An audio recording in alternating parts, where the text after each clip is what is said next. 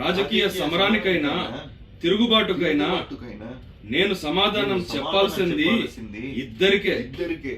నాకు జన్మతో పాటు ఒక ఆశయాన్ని ఇచ్చిన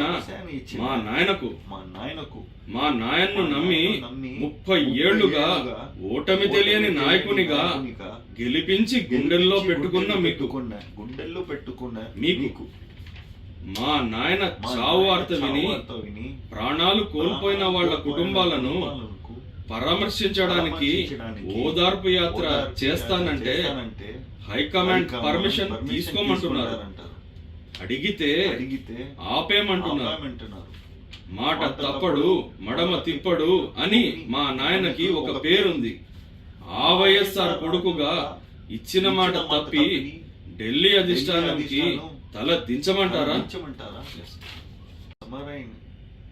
రాజకీయ సమరానికైనా తిరుగుబాటుకైనా నేను సమాధానం చెప్పాల్సింది ఇద్దరికే.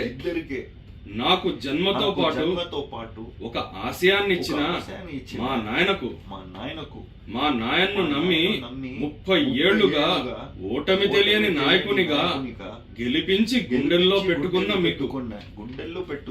మీకు మా నాయన చావు వార్త విని ప్రాణాలు కోల్పోయిన వాళ్ళ కుటుంబాలను పరామర్శించడానికి ఓదార్పు యాత్ర చేస్తానంటే హైకమాండ్ పర్మిషన్ తీసుకోమంటున్నారు.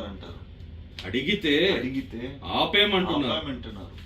మాట తప్పడు మడమ తిప్పడు అని మా నాయనకి ఒక పేరుంది.